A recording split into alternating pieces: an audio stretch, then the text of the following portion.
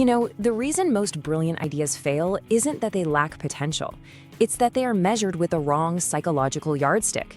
We're going to show you the three-part framework that lets you judge opportunities with the same cold logic billionaires use. At the very heart of this is a concept we're calling risk calibration. And here's the paradox that's going to flip everything you think you know about success completely on its head. Achieving massive, outlier success, it's not really about chasing gains. It's not about finding the next big thing and betting the house on it. No, it's about systematically, relentlessly, and ruthlessly managing your potential loss. It's about separating the cold, hard financial facts from all the messy, unreliable, and let's be honest, often catastrophic feelings that cloud our judgment. So here's how we're going to build this model for you, piece by piece. First, we'll dive into that core paradox. Then, we're going to diagnose the almost invisible psychological barrier that holds most people back from making clear-headed decisions. From there, we'll construct the framework itself, understand the cognitive science that makes it so darn powerful, and then turn that science into a practical, non-negotiable protocol. And finally, we'll instill the single most important part of all of this, the asymmetry mindset. So, what is the fundamental flaw in our decision-making engine? I mean, why do really smart people with great ideas so often end up with terrible results? The problem isn't a lack of intelligence, it's not a lack of information. It's that we are all running the wrong default operating system.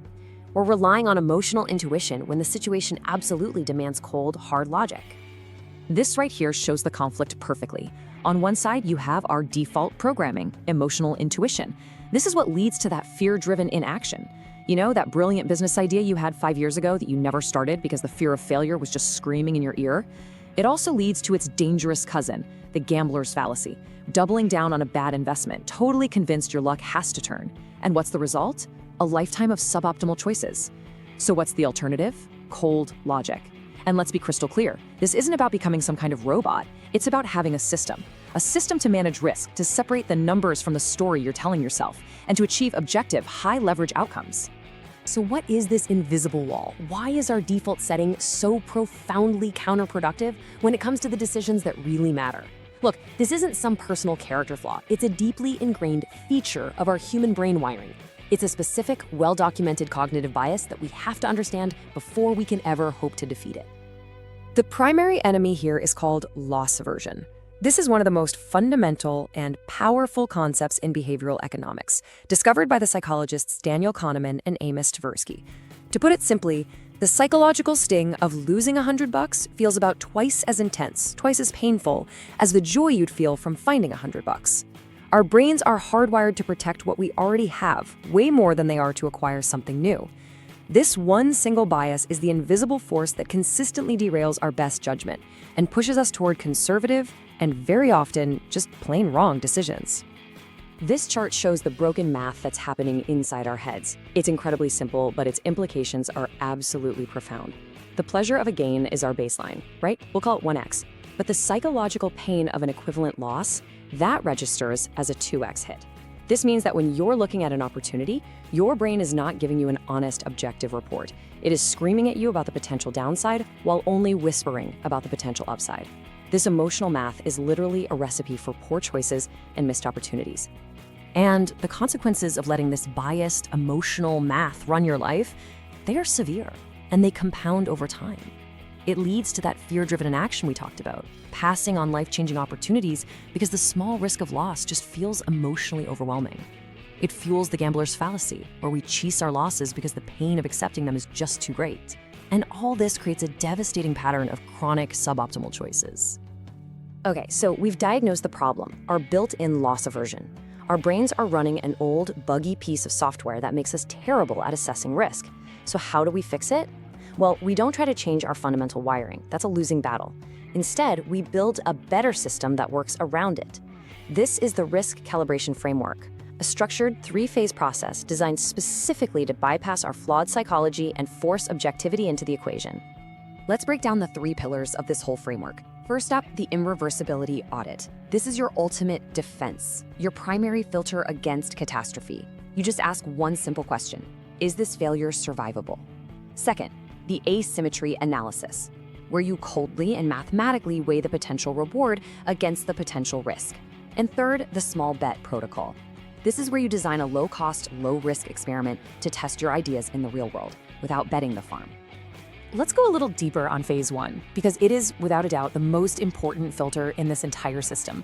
Before you even think about the upside, before you start dreaming of the payoff, you have to ask yourself this one brutal question.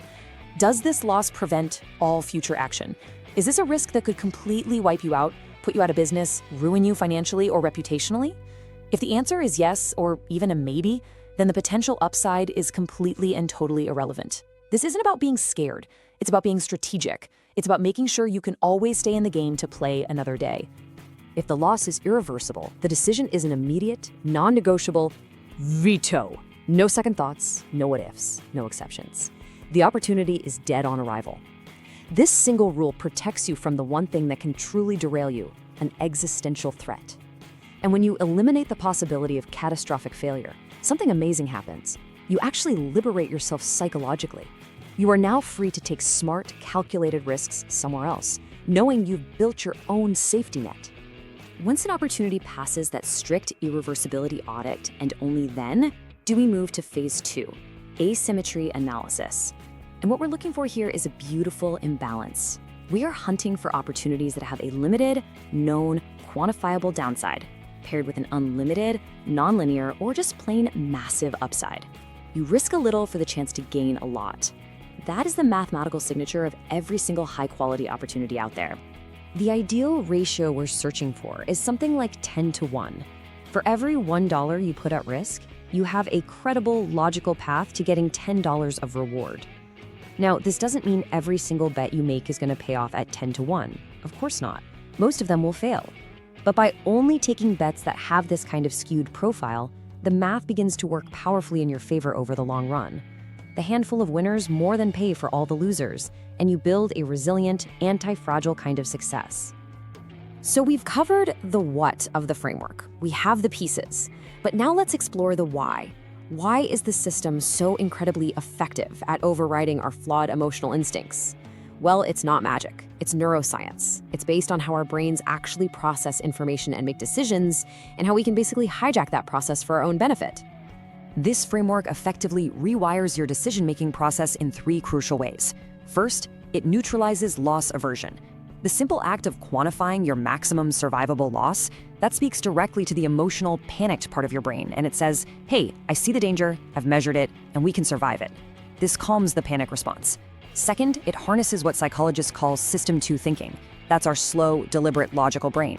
And third, it builds anti-fragility, a term coined by Nassim Taleb, which means you actually get stronger from setbacks.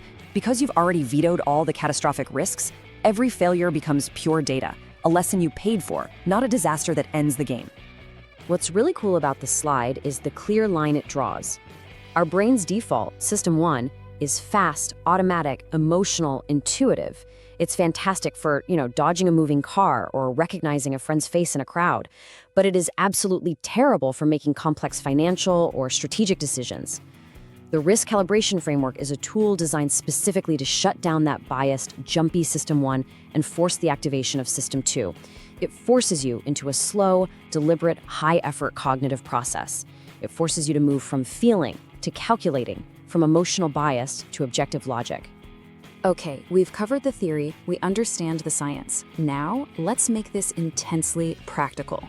We're going to turn the framework into a non-negotiable, step-by-step protocol.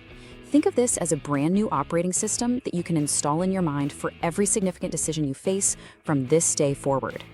Here it is, framed as direct commands. Your job isn't to wonder or hope or feel your way through a big decision.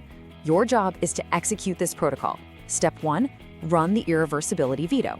It's a simple yes or no gate. Can I survive this? Step 2, calculate the asymmetry. Get out a piece of paper, open a spreadsheet, and actually do the math. What is the realistic upside to downside ratio? And step 3, design the small bet. Before you go all in, create the smallest, cheapest possible test to validate your most critical assumption. And this right here brilliantly illustrates the hard rules that make the system actually work, that give it teeth. For step 1, the veto. The rule is absolute. If the quantified maximum loss is irreversible, you veto. Immediately, no negotiation. For step 2, the calculation, we need a minimum standard.